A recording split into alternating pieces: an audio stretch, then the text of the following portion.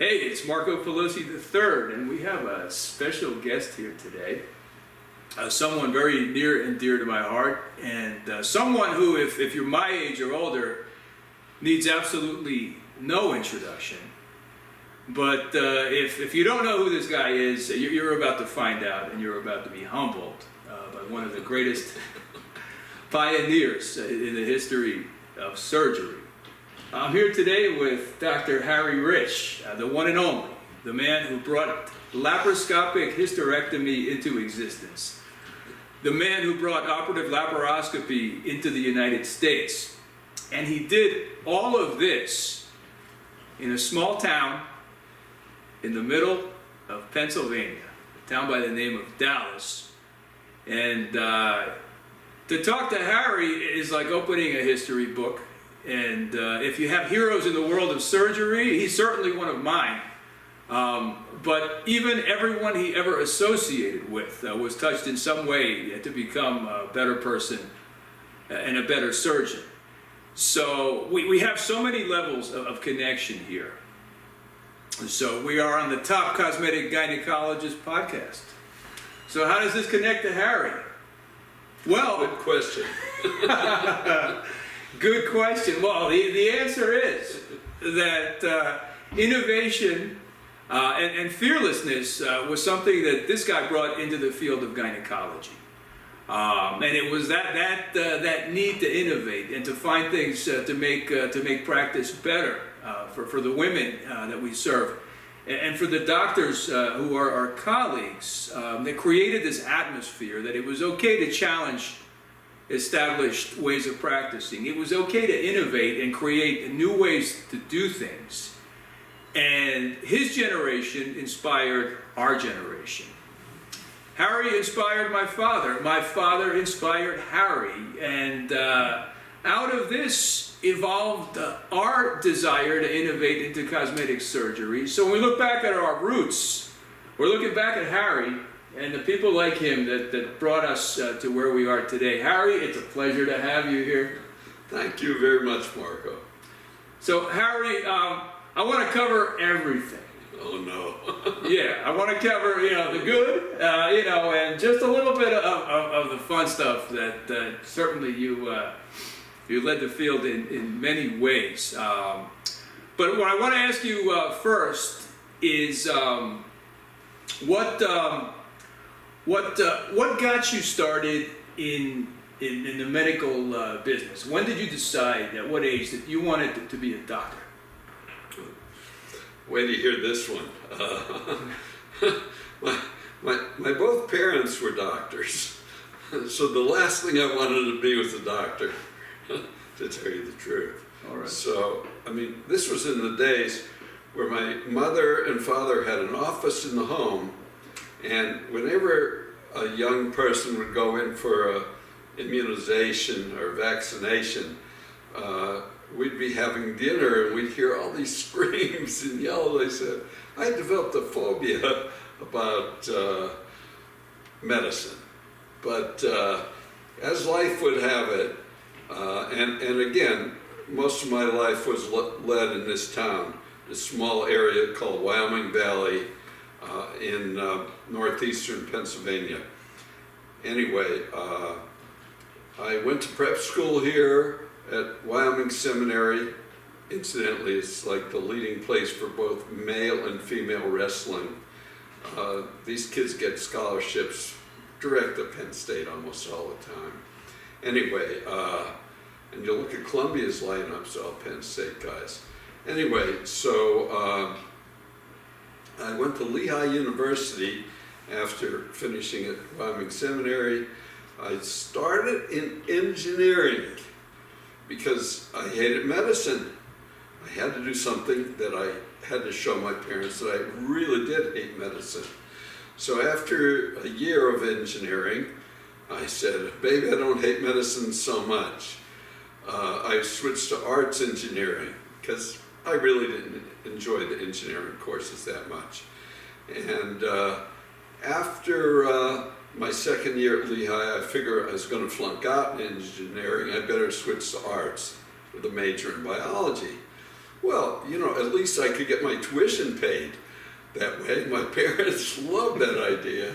So that's what I did. I switched to biology, and I finished Lehigh. It took me 2.5 years after the switch. So 4.5 years at Lehigh total. What year was that? I graduated Lehigh in February 1964. All right. So I was class of 59 high school. I was class of 63 at Lehigh, but I graduated in 64. So I figured, what am I going to do? I'm going to go right into the service. Vietnam was starting to heat up then, and I figured I'd do some type of officer type training, and that was my plan. And at the time, I still had that idea, maybe I wanted to be a doctor, but I had a phobia about blood and needles. If my mother wanted to give me a vaccination, she'd chase me all around the house, and then finally talk my brother into holding out his arm and give him his second or third of the same type of vaccination. Very well vaccinated guy. But anyway, so I worked for about 3 months as doing venipunctures in a lab at the local hospital, Nesbitt Hospital. And that got me over my fear. It was hard, very hard at first, putting that first needle in a human being. And finally I got over that. And the day before my pre-induction physical, I was working out on a trampoline. I was dating the gym teacher at the time. And I came out of a flip and I broke a little bone in my hand. That's true. I mean, I didn't plan that. It just happened. So I went to the draft board the next day and they said, well, you better come back in 3 months and we'll start over again. We'll at least do your pre-induction physical. So my parents then said, look, we have some friends who went to medical school in Europe. At that point, I was on the wait list at Hahnemann and St. Louis University, where my father had gone. And a wait list doesn't mean much in those days, especially during Vietnam. People would probably never give up their places. So in May of '94, I was on a plane over to Amsterdam, where they used to take American medical students.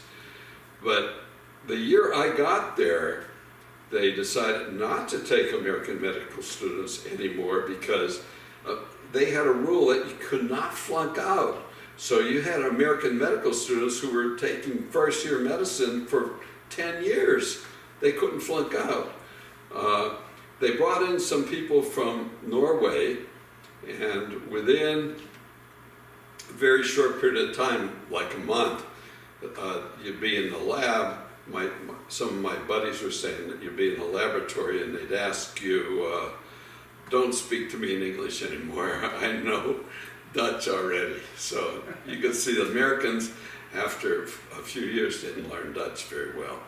So anyway, so that sort of fizzled, the idea of going to medical school in Amsterdam.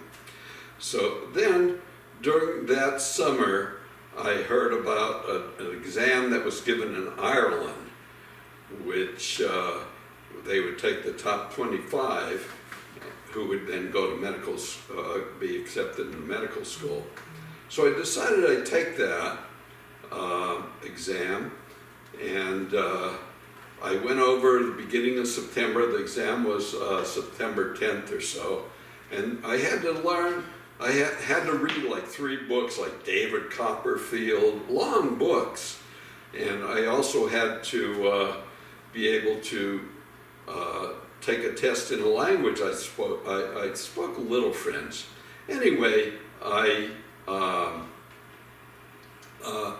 registered in a tutorial course, and immediately I could see there were people who have been taking this tutorial for the last 2 or 3 years, And the instructor used me as an example, say, here's the kind of people who are taking this test who have no chance. So I said, boy, that was money ill spent. And I did take a tutorial in French, which really helped me because they told me how to work through different areas. Anyway, I took the exam, thought there was no chance that I'd pass this. So what I did is I took a flight over to somewhere in Europe and got down to Madrid, where I registered in medical school. In those days, it was $25 a semester in medical school in Spain. So I figured I'd stay in Madrid for a few weeks and then go off to Mallorca and work on my Spanish. And lo and behold, within a week or two of spending time in Madrid, I got notice that I had passed the exam in Ireland. So I went back to Dublin, and I lived there for 6 years. I went to medical school there. Incidentally, the medical school in Ireland is now considered in the top 100 in the world. They have campuses all over the world, and that's the Royal College of Surgeons in Dublin, Ireland. But anyway, I came back here at an opportune time, because when I came back here, I graduated in 1970, and I pretty well did. I did okay in my ECFMG, and I had many opportunities to do a residency, because what happened is we had a booklet that showed you the places that didn't totally fill in the residency program. So looking at that list, I thought, boy, I don't know where I'm going to go. I could go to Montreal, Denver, or Hawaii. So my poor wife, I had just gotten married the year before, and my poor Irish setter, they had no idea where we were going to exist. So I took off. I bought a MGB at the Schiphol airport in Amsterdam, shipped it over to the United States. I went back to the States, and I decided, hell, of all these choices, the best one for me, the one I can absolutely not regret after spending 6 years in rainy Ireland, would be Hawaii. So I went off to Hawaii. I drove the car in 3 days from New York to San Francisco, where I flew over to Hawaii, and the car arrived a few days later. So that was perfect. And my wife arrived a few days later to find we were living with a dog in a dorm room. So that was quite a good thing. She arrived when she did, so she could find a place for us to live. So anyway, I did the year there, and during that year, many of the Americans, the top people at the top places in the United States, were in this buried plan in the United States, and they had to serve their time in Vietnam. Now, because I went to medical school that was 2 years more than in the United States, my draft number was way down the list. So I was fair game for these places that needed fillers to keep their program going. So I was very lucky. I got into the general surgical program at Peter Bent Brigham Hospital in Boston. Now that was a tough year, and I knew they weren't really interested in a long-term relationship, because they had all these people coming back from Vietnam the next year. So I started looking at other residencies, and my wife decided she'd love to stay in Boston for a little longer. So I applied to residencies in the Boston area, OBGYN. Remember, my interest was general surgery. So OBGYN, orthopedics, of course, general surgery, and even pathology. And as it would happen, somebody dropped out of the program at Boston Hospital for Women, and I got the position. I was there at the right time in the right place again. So I went from a year of general surgery, well actually internship in general surgery, a year of general surgery residency, which was not for me. And I did find out that the worst surgeons were the gynecologists. They told me that. I mean, that was obvious during the program. So anyway, I got through that program, did my year at Peter Bent Brigham, got into the Boston Hospital for Women with an object to be in the surgical part of gynecology, whatever that was. But as most residents were over obstetrics, we spent a lot of time doing obstetrics. And I was very fortunate with the gynecology in that I got to spend 4 months with Robert Kistner, who was the elite endometriosis surgeon of his day. Also worked with Langdon Parsons, who wrote the atlas with Holfelder and Parsons on cancer, and I felt pretty comfortable with gynecological cancers too. And finally, I'd like to say the year before me in the residency was Isaac Schiff, who became a longtime friend. And in fact, he was just retired as chairman at Mass General. And if it wasn't for Isaac, I would not have made it through that residency. But anyway, I got to spend some great training in endometriosis surgery. Not that I thought I'd ever get the chance to really use it. But in those days, endometriosis was treated with a laparoscopy. Actually, when I started, they were doing coldoscopy, where they look at all these infertile patients through the cul-de-sac. And during that time, they switched to laparoscopy. And Kistner, what he would do is he'd do a laparoscopy, he'd do a major case after that. He'd usually do 3 major cases in the morning and 2 laparoscopies. He was really a machine, and he'd get to spend about 30 minutes nude sunbathing on the roof of the hospital with the residents. So we all enjoyed that opportunity, and we all learned a lot during that time at the Boston Hospital for Women, Parkway Division. Anyway, following that, I decided, well, where am I going to go surgically? I decided to do GYN oncology, and I got accepted in 2 very good programs, and I decided also, gee, I'd like to be closer to home. My mother was still practicing. By the way, my mother couldn't hear too well, and she used to work, although she was a family doctor, she used to work at the VA hospital as a psychiatrist because she had hearing aids, and if the person was very long-winded, she could just turn her hearing aids off. And she had that kind of personality that she nodded her head, and they loved her. So anyway, I started GYN oncology in an informal fellowship at Hershey, Pennsylvania, with Rodrigue Mortel. And really, one of the determining factors of me going that route was that he had 6 wartime radical hysterectomies booked for the month of July, which would be my first month.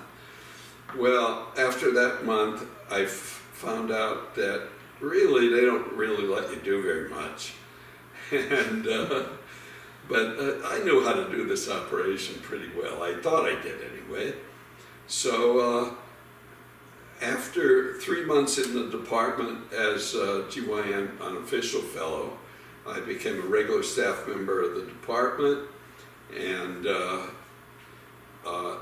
it was during that time, actually my last year of fellowship, I wrote my final oration, where you had to present grand rounds at Boston Hospital for Women, was on the treatment of tubo-ovarian abscess.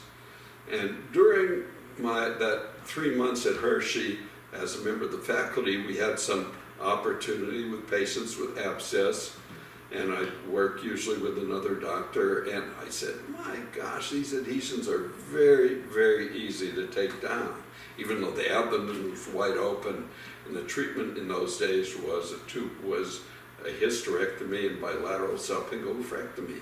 So that clicked in my brain that someday I want to address this, how easy these adhesions are to take down. Okay, well, now we come to me going into practice.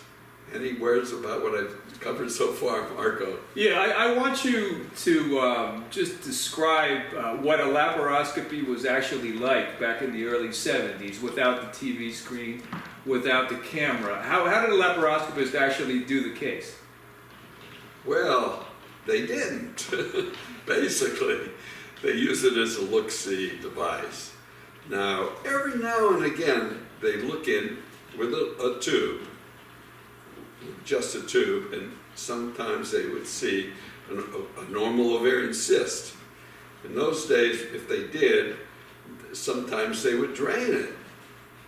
And that sort of showed me what could go wrong, because I still remember a case with a senior attending put a needle into ovarian cyst, and that evening we're back in there with an abdomen full of blood.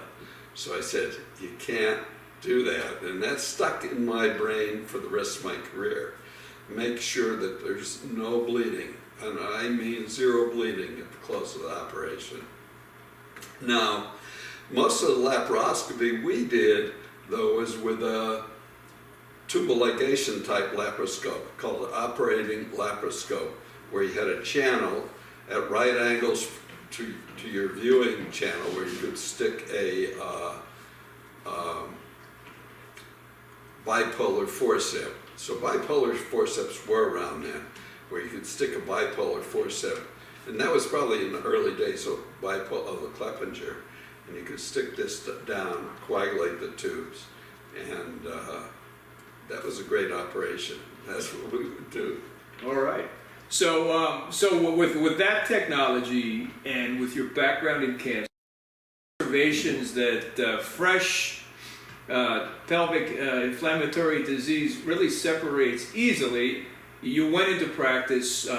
Where did you settle down, and how was that? Did you buy into a practice? Did you start a practice? How did you get into practice? Well, that's a very interesting part of my life, because while I was at Hershey, I was recruited to, actually it was a three-way recruitment for the area where I am now, Wyoming Valley.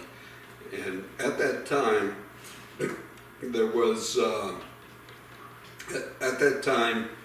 there was a family practice residency in Wyoming Valley, a nurse midwife program in Wyoming Valley. And the doctors didn't want to cover these two areas. And they approached me, the head of family practice from that program approached me to assume a dual appointment where I would work with the family practice residents, and they were starting a new medical school program with Hahnemann, where they would do 2 years in Wilkes-Barre first. But the main thing was nurse midwife program. I believe the doctors in our area wanted this thing to fail, so we wouldn't have that option of a midwife program. So anyway, I come waltzing into town. That would have been 1976 in January. I started my practice. I had my cards printed out saying practice confined to gynecology. Well, I didn't want to do obstetrics. I mean, that was good. Yeah. All right. Sorry. That's okay. I'm just gonna. No, we're just getting parts. You're talking like a maniac. Yeah, I gotta get my. Yeah, you put that down.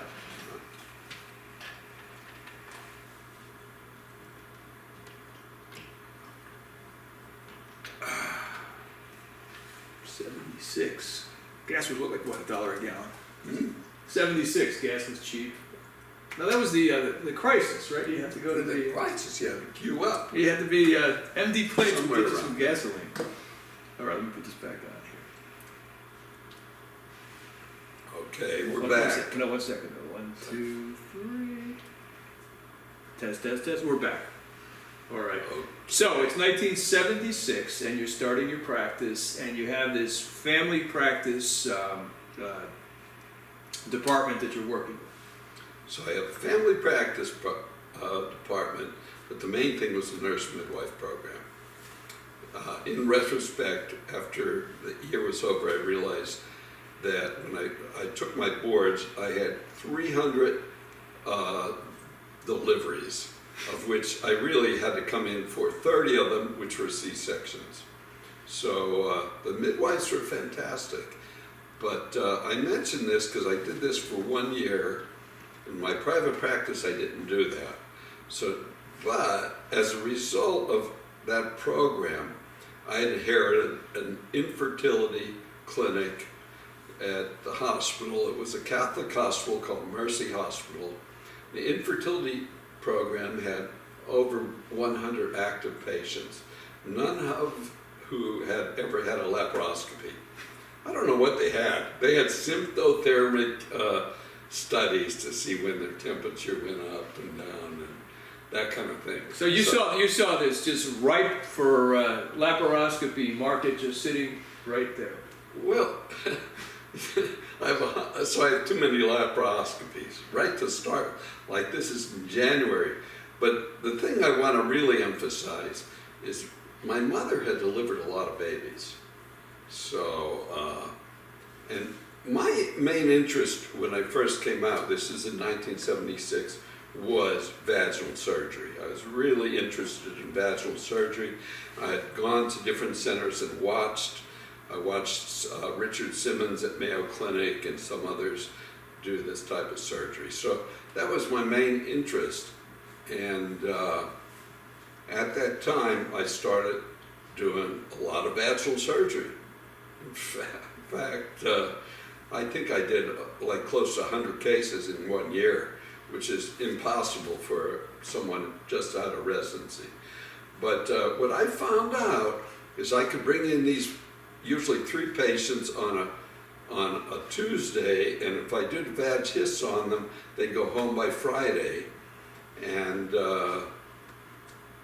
during that time, it was I shouldn't say this, but there was a big group in town who were very much against what I was doing.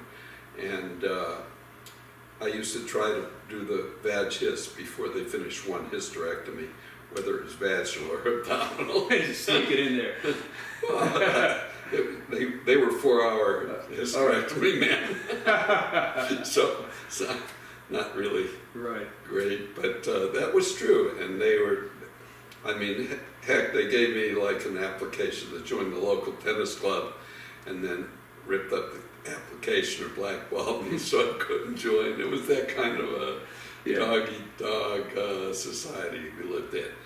But they kept track of all my cases because come 1980, which was actually 2 years after I stopped operating at that hospital, they brought me up on charges because they said, if we could get rid of him from our hospital, the other hospitals would have to follow.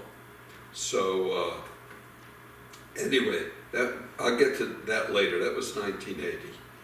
We'll go back to 1976, and I have all these laparoscopies ahead of me. So I do my vag hyst, and I'd be like I learned in my training program. I look in with a laparoscope, make a diagnosis in the infertility cases, and usually if they had endometriosis, I'd bring them back in 2 months and do a laparotomy through a fan and steel incision. And I could explain that laparotomy in detail. It was just like Kistner did, and he would go in, he'd do a modified Olshausen uterine suspension stitch on everybody. He'd then do fantastic ovarian surgery, and then he'd do a presacral neurectomy. The cul-de-sac didn't exist. So that was what I was doing when I first started out. When I first started out, I was doing presacral neurectomies and suspending the uterus.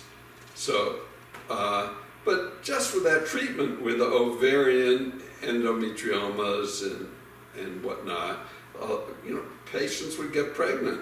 And I thought possibly it was due to my surgery. What happened then is somewhere around 1977, before it was over, I said, well, I should say, my problem was I disliked closing the skin. This is unlike what Marco does. I mean, I said, gee, is there a way I could not have to close the skin on all these patients? It was a hassle. You didn't like it. It'd be at the end of the operation, and I had done the suspension and tied those stitches, and it was just a hassle. And I said, well, maybe I could do more than I'm doing presently through the laparoscope. And honestly, I knew of no one else who was doing something like that. But I said, my gosh, I mean, ovarian endometrioma, well, I go in, I dissect the ovary, I free the ovary, and the endometrioma drains. I looked inside it and I said, I probably could take this out laparoscopically. So I began doing it. The only equipment we had then was a bipolar from Cleppinger, and Cleppinger bipolar forceps, and we had monopolar, which was hard to come by, but it was coming through fine rods and with a knife, usually a monopolar knife. So I found out with endometrioma, if I buzzed it just with a cutting current buzz on the edge of it, two planes would delineate. I'd see where the ovarian cortex was, and I'd see where the endometrioma cyst wall would be emanating from. So I would put a forceps in and start pulling them apart, and it would come out. So I said, my gosh, this is a break. 1978, I started seeing most endometriomas are stuck to the pelvic sidewall, and they're stuck by endometriosis. So I would excise the endometriosis in 1978, and the patients did well.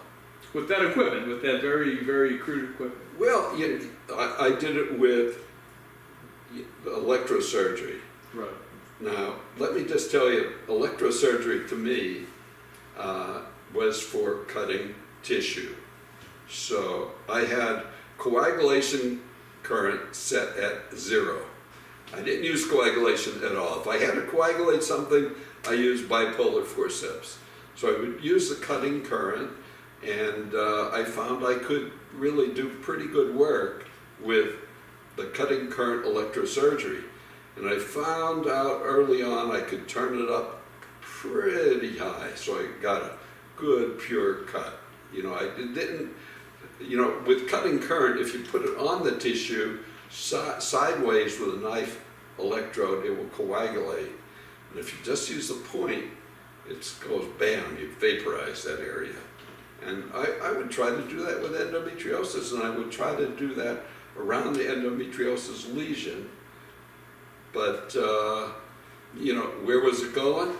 Did I tell anybody about it? Did I go to meetings and talk about it? No. So you were just discovering the power of the technology, just little by little, figuring it out. Yes. The keynote to all of this, I have to tell you, is in 1980, the hospital that I no longer was working at decided to say some of the things this doctor's doing are malpractice, and they convened a court. I had to get 2 lawyers, and they'd have a court, and they'd have peer-reviewed doctors checking this out, and they would also send my cases out to other so-called experts.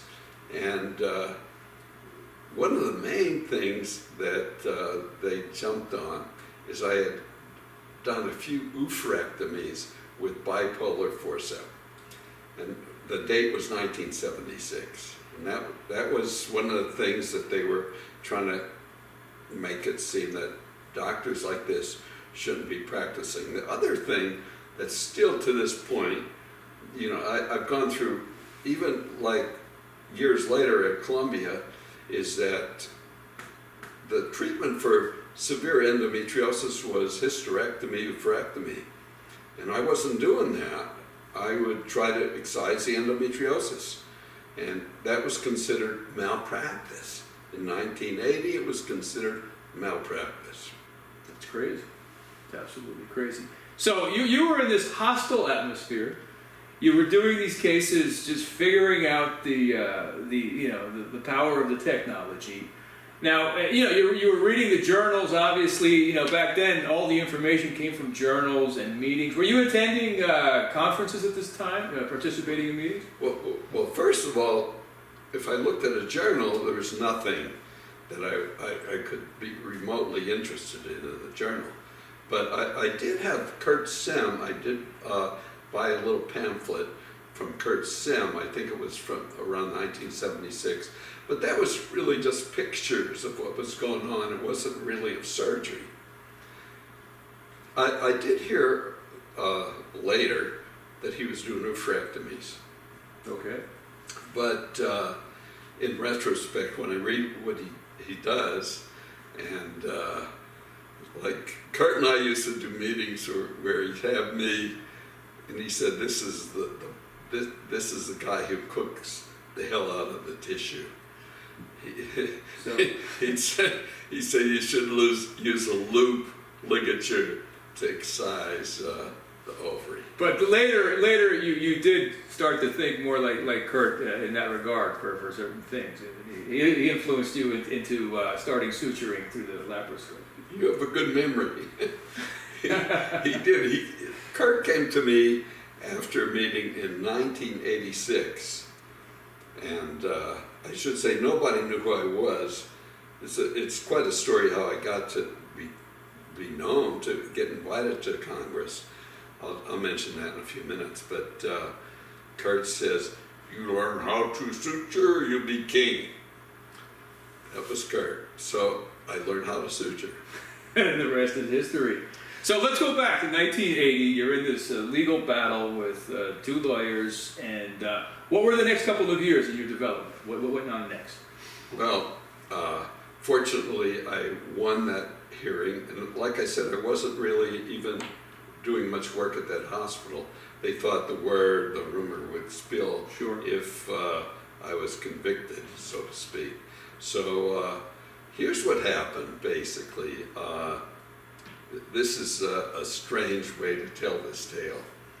But what did I do to get away from medicine in those days? I got into running. And my first goal was to run around our local lake, it was 8 miles long around. And then it became a desire to run the marathon.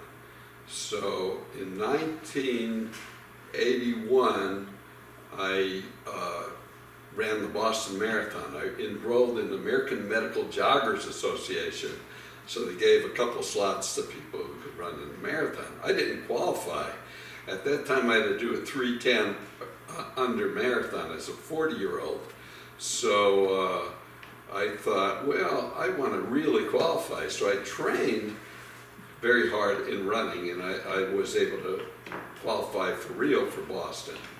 And the reason this is important is that in 1982, I think, it could have been 1983, but when I was in Boston, there was a Dr. Bob Hunt who was doing a lot of laparoscopic surgery, and he was at Harvard, right? He was at Harvard, a branch of Harvard. He was a branch of Peter Bent Brigham Hospital, called the Parkway Division. So I went over to watch him do a couple cases, and Bob photo documented every single case that he did. So I was telling him what I was doing, and he said, "My gosh, you should be photo documenting what you're doing, because nobody will believe what you're doing." So in 1983, I bought a Olympus laparoscope, Olympus CLEF light source, and so I bought my own equipment so that every case I could do a photo shoot. So I take a picture every single case I did. And I was very fortunate, like about a month after I bought the damn camera system, I had a tubovarian abscess. And I took pictures of the abscess and the drainage of the abscess, and then pictures of using the blunt probe, a simple blunt probe. I was able to separate the tube from the ovary and the ovaries from the sidewall. And in that specific patient, about 6 months later, I second looked her, and she didn't have any adhesions where I had done that. So I said, oh, that's fantastic. And that was 83. And 84, you know, you're always looking, like Marco's always look for something that's exciting. Right. Now, in 84, I have to tell you, I was doing liposuction. I'm not surprised. I took a course in Philadelphia on liposuction. And also, I should tell the audience that during the 70s, in my town, there was no plastic surgeon doing augmentation mammoplasty. So I became the augmentation mammoplasty guy. I remember you sent me pictures one time of your breast augmentation from the 1970s. That's awesome. Yeah, I was doing them, and I was doing them through a small incision, peri-umbilical incision. And then I dissect down and then put the implant in underneath the breast. But somewhere in the late 70s, I had one result where I thought, well, the breast is a little higher on this side than the other. And the patient was okay with it, but I wasn't. So I stopped doing them. It was just like that. The same thing happened with liposuction. When I started doing that in 84, thinking, this would be great. I could become almost as good as Marco. Not really, I'm joking, of course, but I found that some of these people would have grooves in their abdomen, you know, in between. And the word then was, you'll always look better when you're dressed up than nude. So I said, I don't want this. So, and the other thing that happened is a friend of my wife's from Boston came down for a procedure, and she had a procedure on her flanks, on her leg, and she had post-op bleeding, and she was staying at our house. So fortunately, I had one of those emergency kits that had a small little bottle of IV fluid. You never think you'll ever give it to anyone. So I had her on my couch, the same couch we're sitting on now incidentally, with the IV. So I said, gee, forget liposuction. This was 84. But, you know, to show you how bad I was in 84 looking for something, because right at that point I'm just doing I'm just the vag-hist man and doing what I thought was pretty good laparoscopy without laparotomy. And I bought this camera system, and I made a declaration to myself, no more laparotomies. That was back in 1983. But I had no one to show any of this stuff to. I was working totally alone.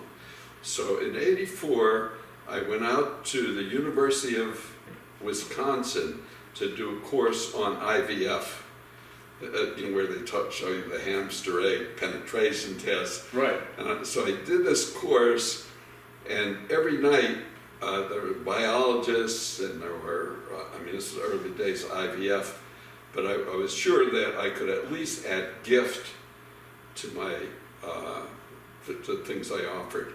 So, and I had an associate then who ended up doing the gift with me. But every night we went out for a drink to the Student Union in Madison, Wisconsin, a great place. And I would actually go and swim at Wisconsin Auditorium. It was great. Anyway, but we go for a drink, and I tell them the things I was doing, and they said, "You're crazy doing IVF. You know, you should be presenting your stuff in laparoscopy." I said, "Well, maybe I'll think about that." So the following year in May, I presented in New York, a small, very small meeting. I presented our work on ectopic pregnancies. And I also got accepted at American College OBGYN. Never thought I'd get accepted there. I never have since, so it's crazy that They saw you once, and then they no, I presented a paper of, I think it was 20 cases of tubovarian abscess treated by laparoscopy with second look laparotomies. Or, I'm sorry, with second look laparoscopies to show how well laparoscopic surgery worked for tubovarian abscess. So that's the first time I met Ron Levine at that meeting.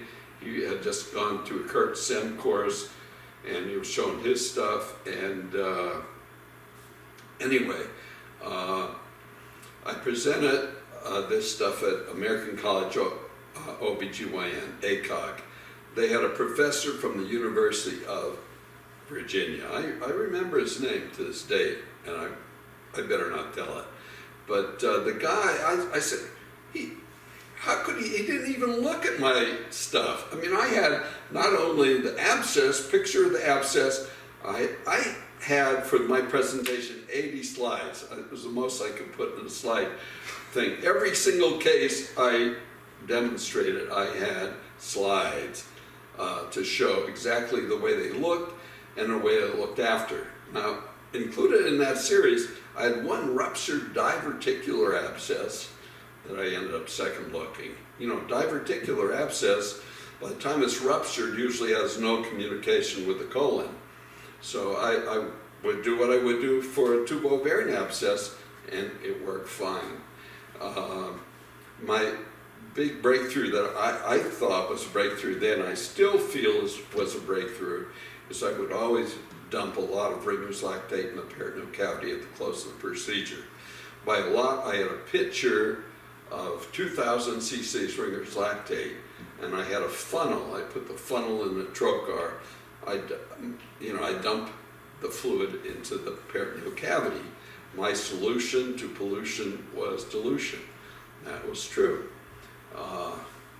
Well, that's something that, you know, throughout the years, I've had so many people that have operated with you, and that's one thing they always say. Harry likes to put in this huge amount of fluid at the end of the cases, and it's always about the infection prevention. And that always stuck with me, because I could just imagine the patient waking up with this slosh of fluid. They all look pregnant. Well, the key is, you know, I really was able to justify it because the fluid is cleared by your diaphragmatic lymphatics. And with the cases that we did, we always had infection. Remember, we did not we didn't have cameras then. You know, I had my camera on an IV pole that I take my pictures, but we didn't have video then to cover your camera. Also, we'd operate with our instruments going whizzing by our head, so I figured, forget it. I stopped using masks, and which is very controversial, I know, but there's really no reason to use a mask, especially if you dump 2,000 cc's Ringer's lactate in the peritoneal cavity. Let me tell you this. If I do a tubal ligation, I dump 2,000 cc's Ringer's lactate in the peritoneal cavity.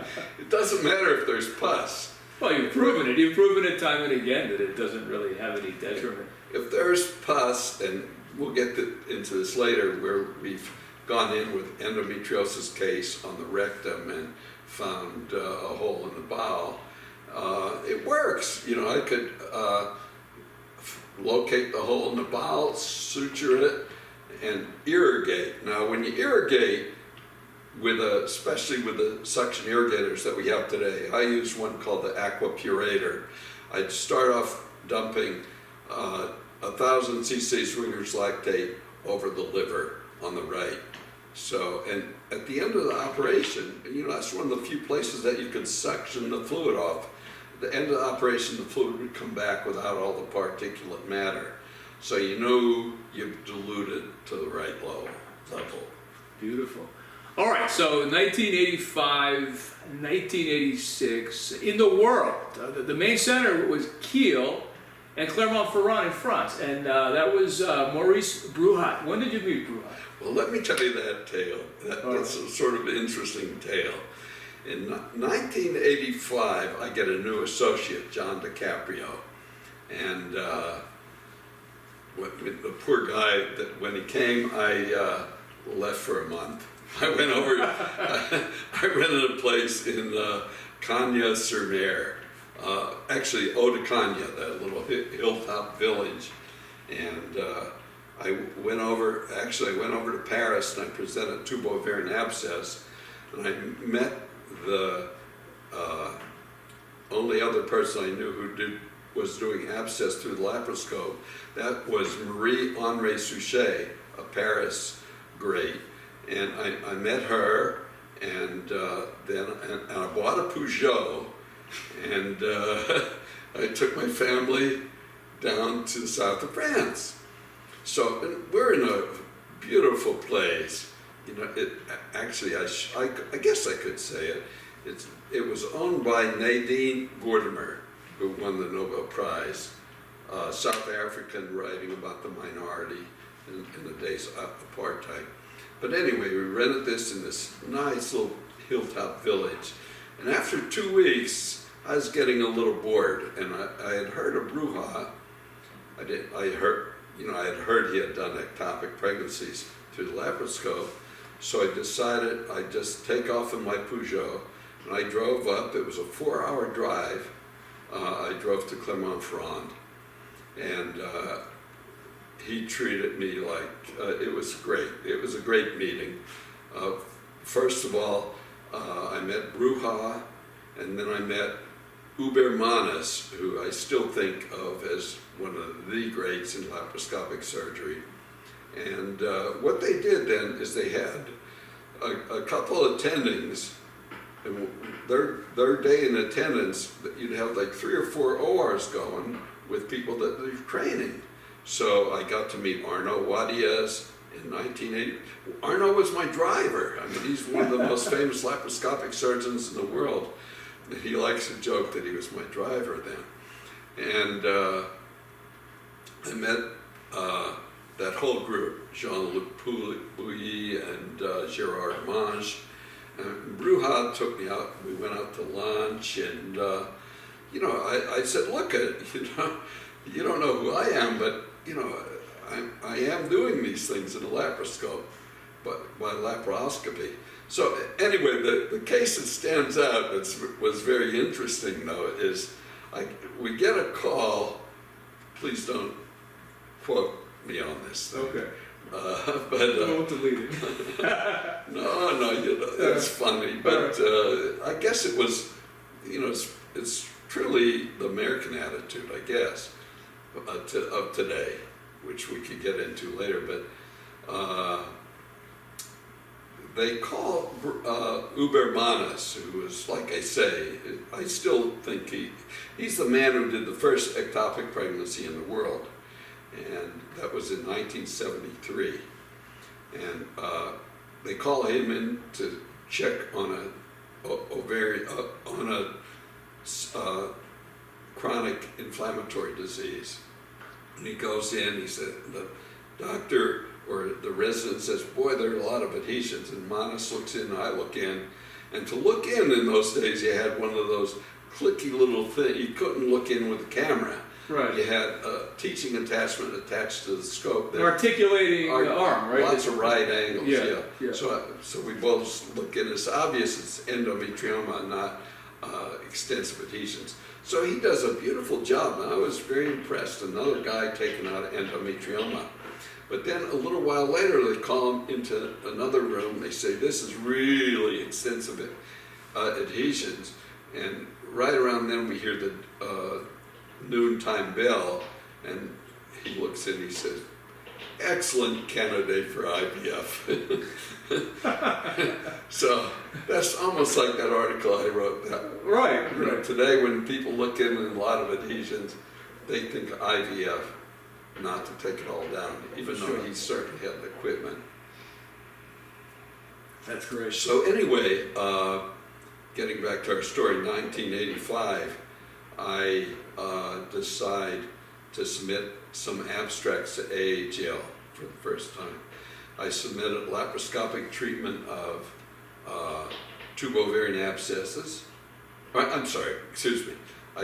I submitted laparoscopic excision of endometriomas, and I did laparoscopic salpingo-oophorectomy. So, I mean, this was a long endometrioma history I had. I submitted it. It was very well received. They were people who were very interested in the things I was doing, so I was very pleased at AAGL. But what was interesting is they did publish in their little journal, they published my endometrioma work, which is almost never quoted, but it's really the first ever endometrioma. Kurt Sim had done a article or booklet about endometriosis and endometrioma where he'd size the endometriomas, but he would look in, make the diagnosis, and then do medical treatment. By 1985, I knew medical treatment didn't work. So most doctors today might disagree with me, but I still firmly back that opinion. But anyway, I presented excising endometriomas without any medical treatment, and the oophorectomy. Now, the oophorectomy by bipolar forceps, the head of the AAGL at that time, Frank Laufer, who was the head of the things that went to the journal, and he felt that that was too dangerous to tell other gynecologists about. So he published it as an abstract in the Journal of Reproductive Medicine. So it's a half-page abstract, but it did get published, and it's funny because within a year, everybody was doing bipolar oophorectomy. Anyway, the conclusion of that story of these two presentations at AAGL are I met a lot of like-minded individuals. I'm sure I met Marco and Mike Goodman and that whole crew back there in 1985. But the real clincher of showing up in 85 is in 86, I get a call to be teaching the advanced course at AAGL. Just out of the blue. Hey, Harry, we want you, and you're giving a course. And you've never given a course in your life? No. And since that point, I've been the chairman for like 20 years of the advanced laparoscopic course at AAGL. So I came out of the woodwork, so to speak. All right. Let's talk a little bit about the head of the AAGL, Jordan Phillips, who was not a gynecologist, he was a urologist. Just tell me a little bit about what it was like meeting him and what kind of a person he was when you met him. Well, I mean, that's a very difficult question. I mean, I like Jordan and Mary, his wife, and let's face facts. Jordan was an organizer. He could put it all together. He didn't do laparoscopy. I'm not sure anyone saw him operate, but he organized this major meeting. He and Linda Michaels, who I think deserves a lot of credit too for everything they did to organize all this. And now this whole organization's unrecognizable since they started bringing fellows in who it's a shame because the fellows don't get any experience. And when they finish the 2 or 3 year fellowship, when they get a job, they're going to do obstetrics. They're not going to join a group where they could, like I had the opportunity to just concentrate in gynecology from the get-go. Won't happen again. Yeah. Now, in 85, 86, you meet this crew of, these doctors that, you just have like the same mentality. What struck me the most, because I was in college, I mean, I was old enough to see the excitement. I really didn't understand the science. I wasn't even sure if I was going to be a doctor someday. But very few of these people were actually academics. Most of them were like you, practicing in small hospitals and just expanding their horizons just because they're very skilled. Was that pretty much the environment there? Just these very innovative, early adopting, fearless people? Well, there are very few of them. Let's face facts. I mean, who were in major teaching hospitals? There was Jerry Holcup at the University of North Carolina, and most of the others were in private practice, including people like Steve Corson and Phil Brooks. I believe most of them had university affiliations, but they were in private practice. Now, I remember that really at that time, if you wanted to see these operations, if you had to, heard about them, there was no internet, there was no way to actually see them rather than to go to meetings, and hopefully, some company might make a little video that you could purchase. So I guess everything was jam-packed and sold out at these meetings. Was that the way it was like? Well, you're right about the companies. First and foremost, you had major competition between the big three. That would be Storrs, Wolf, and Olympus. And in those days, I had bought my own equipment, but I was very fortunate in that video came along around that time. I think it was 86 it was introduced, and by 1987, Richard Wolf Company had given me to use or loaned me a video system so I could video record my operations, which I have done. I would advise you not to do that or you'll end up with a cellar of videos. That was in the days of Super VHS. All right, so now it's mid '80s to late '80s. You've been publishing, you've been presenting at meetings. What was the environment like back at your home hospital, where previously you had not been very well received? The attitude was the same, but by then, I was telling you earlier that I realized that. To get really top-notch help in any of these pursuits, hospital, you have to find the best assistant. And again, this was in the days before we had assistants for laparoscopic surgery. So I found an assistant who I hired, who was with me for, I'm sure, around 20 years. But she was able to stand between the patient's legs. And we had camera system had just came. Before the camera system, actually, I would operate with a 5mm in the lower abdomen and a 3mm in the lower abdomen. And she was able to hold them steady when I'd go from one to the other. When the video came along, she was able to actually operate. But through all of this time, this will be absurdity for a liposuction man or a other surgeon, but I will say that I've always maintained that the most important thing that you can do assisting a gynecologist is manipulate the uterus.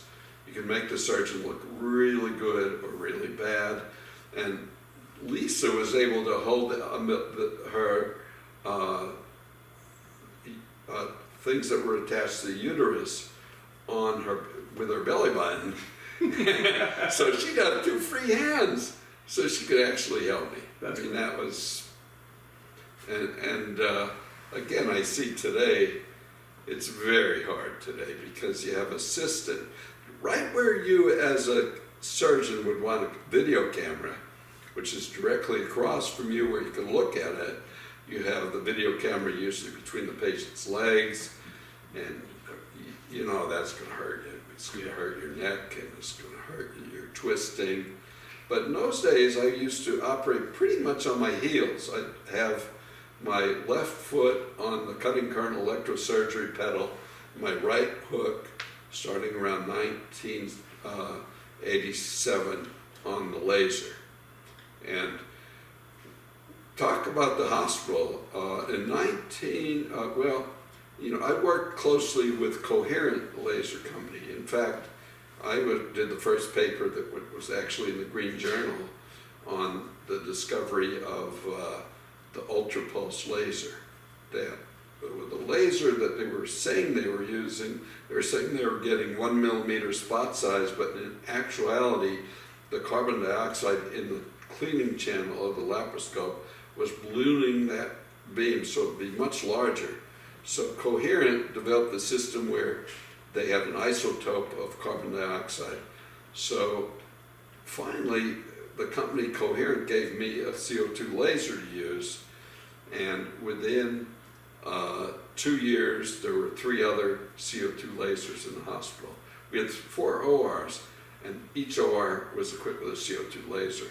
So by the early 90s, this little hospital called the Nesbitt Hospital in Wilkes-Barre in Kingston, Pennsylvania, was better equipped than any university hospital in the United States.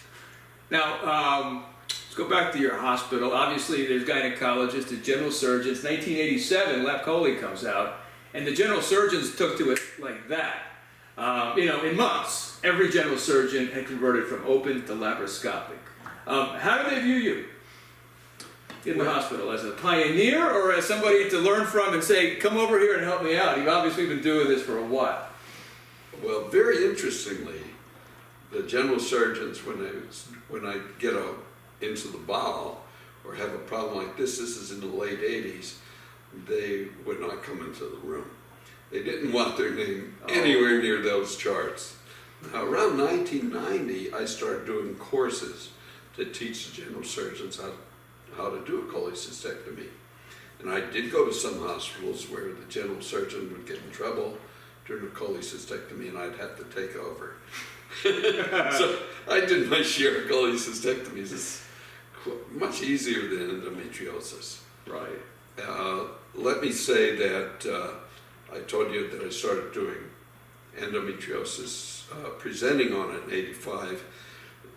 By the time I finished that presentation, I was already delving further. I was going into the cul-de-sac and trying to separate the rectum from the posterior vagina.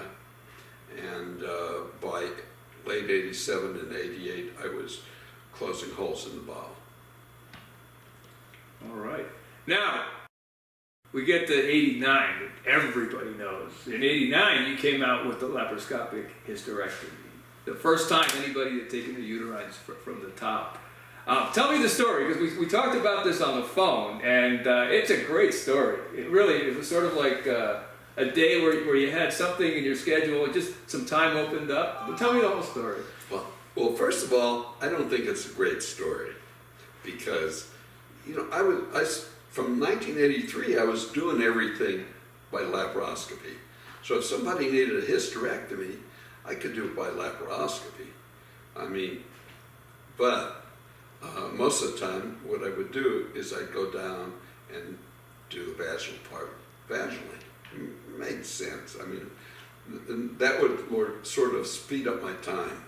That really considerably freed up my time.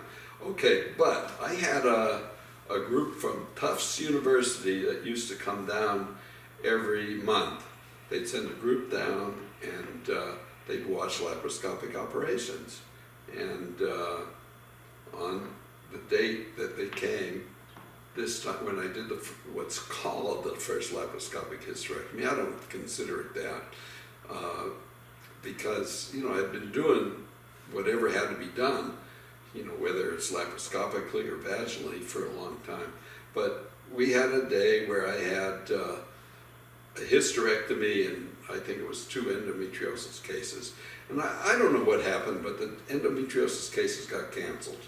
And I had, 4 people in the OR from Tufts, and to show laparoscopic technique to. So, and the uterus, it was about a 14-week size uterus, so I did what I usually do. I did the upper part, the upper part laparoscopically, and then I said, gee, I don't want to just go vaginally. So what I did is I actually played around. I showed them how to dissect out the ureters. So I had the ureters, dissected them out, and I had the uterine vessels, which were quite tortuous. And they're just going out, they're free in the breeze. I said, well, here goes. So I bipolared the vessels. But, I mean, I didn't think that was anything new. I mean, I didn't immediately go and report it or write it up or send it to journals. I mean, it was just something that we did. So we bipolared the vessels. And then I had a device, it's still on the market, that Wolf makes, called the vaginal tube. I just put this tube in the vagina, and that would show me where to cut. And I had the laser, or I'd use cutting current electrosurgery. I could go right around it, and I was able to take the uterus out through that. Then we spent the rest of '89 figuring out how to close the hole. I had the hole there, Right. and I didn't lose CO2 from it because I had this big tube in the vagina. When I say tube, I should emphasize to many gynecologists who may be viewing this that I would never use these cups that they use today. It's called the Code cup around the cervix, unless I want to do an intrafascial hysterectomy and not cut the uterosacral ligaments. Now let me say, I cut the uterosacral ligaments every single hysterectomy I've ever done in my life, I believe. Well, there might be a couple squeaking through where I just, for one reason or another, a supracervical. But so what's happening now with all this prolapse problem is these people try to preserve the uterosacral ligament by using the cup. And in essence, the cup, any support problem that they had before the surgery will be present after the surgery. So what do they do now? A lot of prolapse surgery. Right.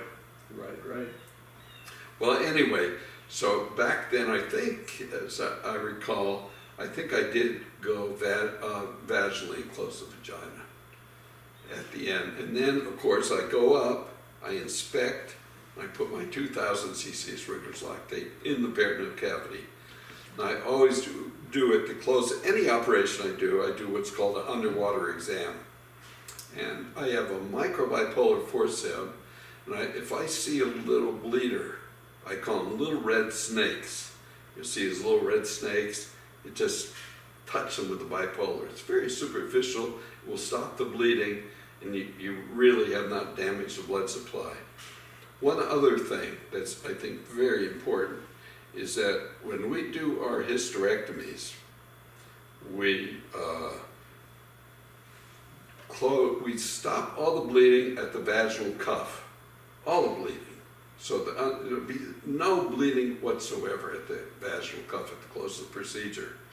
Then when I develop different techniques to suture, close the vagina, I always try to suture the fascia and I try, I'm not successful all the time, but I try not to put sutures through the vaginal epithelium. So today, people are taking the fascia and epithelium in a couple bites, or they're running it. Running makes no sense because you need a situation where you can get good drainage. And if you run, you get like an abscess type situation. You're saying, any bacteria welcome, especially if you don't use my solution to pollution and dilution.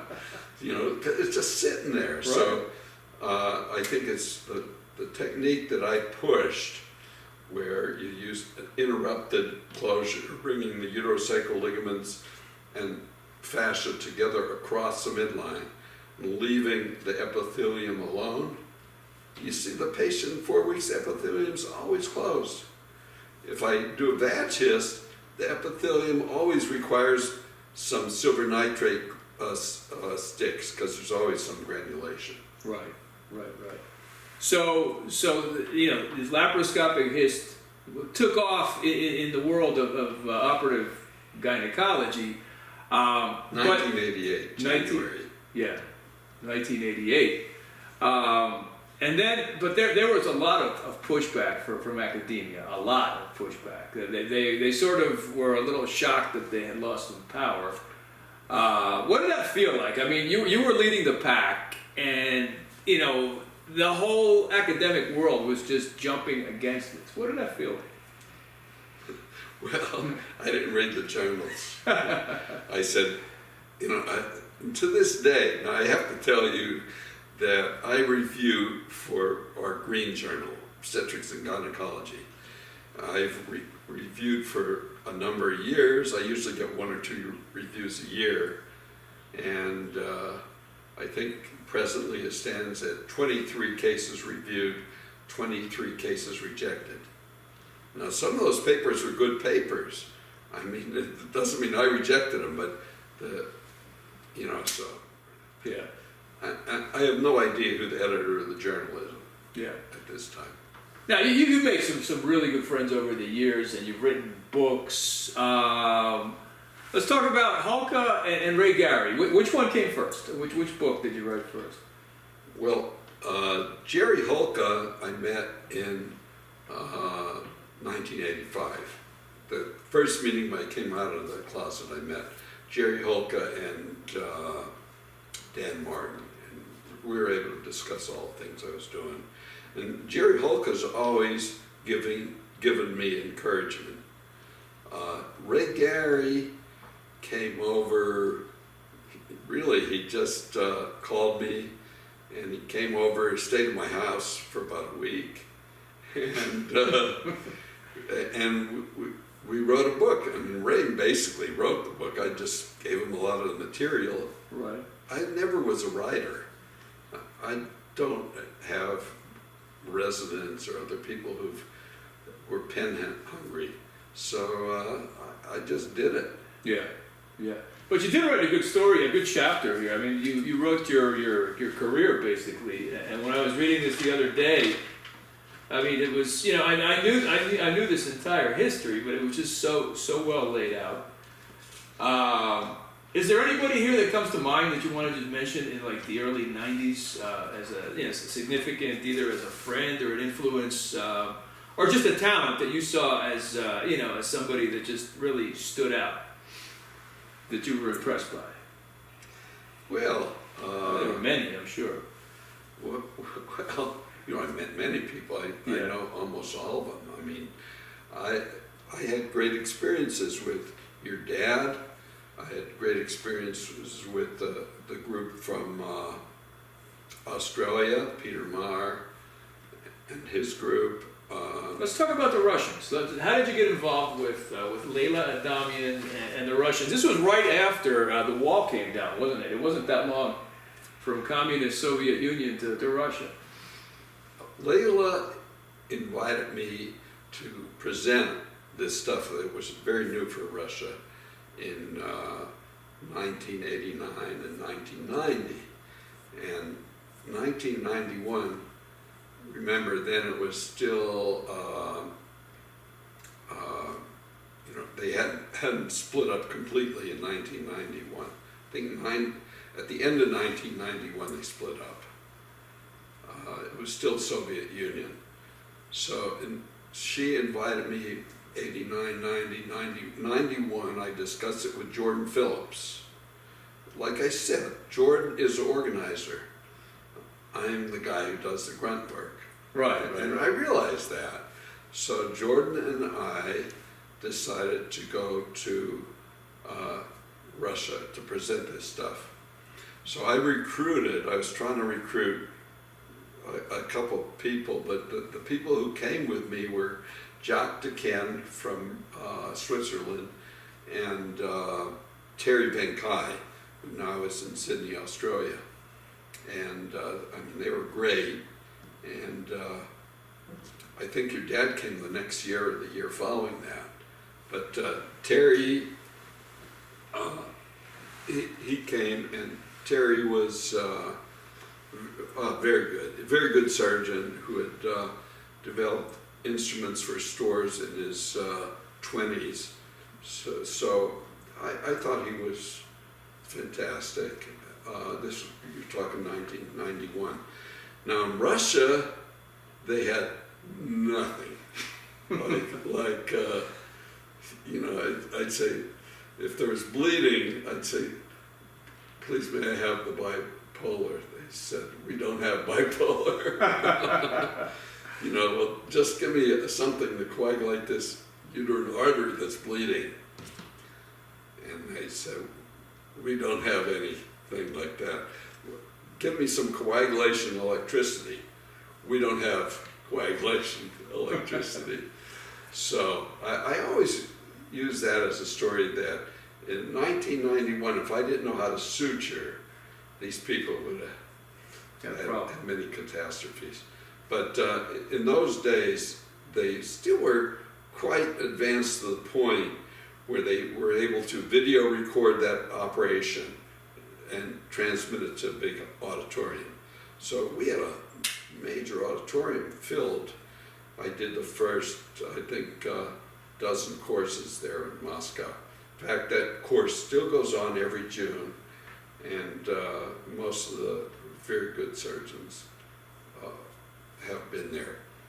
As far as the best laparoscopic surgeons, you can't go much further than Arno Wadiez and Mario Malzoni. And Mario was, he was with me in the 90s, and we maintained a fantastic relationship. And I'm partial to him as the best young surgeon in the world.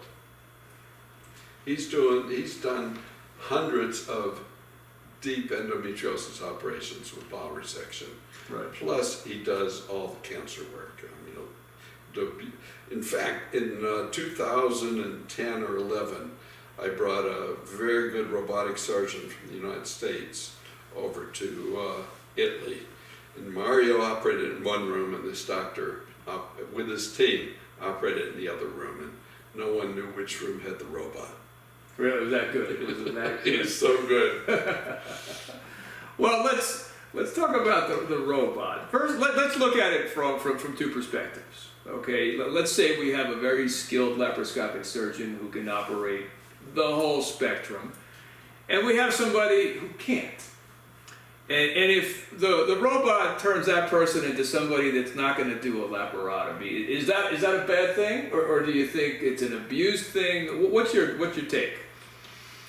Well, I'd like to use the term I've heard from others, that the robot is training wheels for laparoscopic surgery, And, I use that because I know from the history and knowing what was going on when the robot was catching on. And I've seen, how it evolved from the urologists in the United States who didn't know how to sew, to the gynecologists, which there's a lot more gynecologists than there are urologists. And realize the urologist has a big hole in the bladder and he has to sew that to the small little ushered or urethra. Now, in France at the time, most of the good urological surgeons could already operate and sew. So they had very little use for the robot for many years. Now, in the United States, I will say this categorically, I don't know any great gynecological surgeon who uses a robot. So they may occasionally use it to show that, it's type of surgery doesn't require the robot as the present robots are. Maybe in the future a robot will be designed that really could do the operations. Now remember too that the robot, most of these robots, cannot feel. So if a lot of your surgery, a lot of my surgery was feeling the tissue, like with endometriosis surgery. Endometriosis surgery feels a lot different than normal tissue. It feels hard, and you can actually cut around the junction of normal tissue with endometriosis tissue. Because of the feel. Yeah. Yeah. And you don't have that with a robot, so how could you do good operation? Yeah. Now, Kurt Sem, in his book, in his first book, he writes that to be a good, no, maybe his second or third book when it was operative now, to be a good laparoscopic surgeon, first you have to be a good open surgeon. But there aren't any open cases. Well, in some centers there are. There aren't that many open cases. There aren't that many cases in general for people to train on these days. So do you think that the current residency system is capable of producing a good gynecologic surgeon in 4 years? You know, that's a great point, what you bring up. Let me emphasize that, I feel a little foolish saying this, but everything I've done with a laparoscope, I could do without the laparoscope. What I was doing is mimicking what I would do if I had the patient open. Okay? I mean, so I do not feel you can ever become a great laparoscopic surgeon from videos, films. So you need some hands-on where you have the tissue. So I will say this, I've never used a pelvic trainer, and I've never used a video to help become a better surgeon. Mm-hmm. My surgical skills come from what I knew how to do before I used the laparoscope. Sure, but that's also people would say, well, there wasn't anybody to learn from if you're the first guy doing it. Also, in an age where they didn't have video to document, you had your first system in the mid '80s. That kind of training just wasn't available. But maybe if you had somebody to learn from, the learning curve might have been accelerated a little bit. You might have said, okay, I can compress what I just saw into a shorter amount of time and just take some of that learning curve and compress it a little. Most people, especially in gynecology, don't want to become good surgeons. Surgeons are a special breed who want perfection. And you look at how, like an operation like hysterectomy is done today, in most centers. I mean, the precision is not there. It's clamp, clamp, clamp, clamp. Use an automatic stapler. They never could do an operation without a stapler or with the basic skills of surgery. Well, maybe you don't need them. I don't know, but I suspect that you do. All right. So you practiced until what year? When did you retire, Harry? I stopped work in 2005. That's a while ago. That's a while. A long time ago. I operated till the end of 2004, and I think, I'm not sure if this is the right audience, but it probably is. So we had a hard time getting paid for the surgery. So malpractice insurance was going up. And what happened to me, I realize now, is that, I always paid malpractice insurance for bowel surgery, which I'm sure almost no other gynecologist did. So I did that, and I would do bowel surgery. I felt comfortable around the bowel, especially when I developed the technique of using the EEA inside the bowel. So, and that was a technique that I developed in the early, around 1993, I think.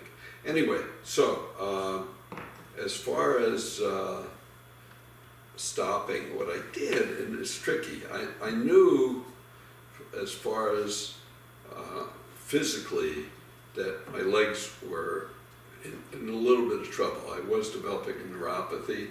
I think I've had the neuropathy for 30 years. And it's a very slow developing neuropathy. But in 2004, I was working at where you were at NYU, downtown. Yes. So I required a lot of walking, and realize I lived here in Pennsylvania, a couple hours away. So ideally, I would go in on a Monday night and come home on a Thursday night. And I'd been doing that for like 15 years, and it was getting old around that time. So what I decided to do, this was quite interesting, I think. I decided that I just don't have the stamina to do these long operations anymore, but I still enjoyed doing it. I started operating in the Cayman Islands in 2005. Oh, cool.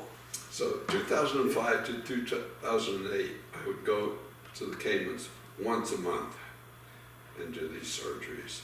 Now, when I say do these surgeries, let me emphasize the surgeries that I would do. Somewhere in the late 90s, I developed a reputation for doing adhesion surgery. So, and that's not gynecology. I mean, these are people who've had, on some occasions, 20 laparotomies. So they're full of adhesions. So I developed techniques to be able to develop, to operate on those people. Those are operations that take a lot of tenacity and can last certainly 8 hours. So you really have to work hard. And in the United States, you get paid, you don't get paid for them. But if you set yourself up in a center, like I did in the Caymans, I would get these people with extensive adhesions. I'd start that operation up by, usually on the left, and I'd insufflate through the 9th intercostal space, not the palmaris point. I'd insufflate through the 9th intercostal space, which is always in the peritoneal cavity. And then I'd start, it'd take me sometimes 4 hours to get down to the umbilicus with all these small bowel adhesions. And I would try to go all the way down to the pelvis. So I wanted to get paid for that. Absolutely. And that's what I did. So I went down there, I said, I'll do it for like 10 grand or something like that, around that. Right. You know, Right. and so the rare patient who came to me, I got paid for. So I did that for a few years. Now, during that same period of time, I operated in a lot of places outside the United States. None in the United States, because I didn't have malpractice insurance. So what were some of the other places? Are you going to say, or you don't want to say?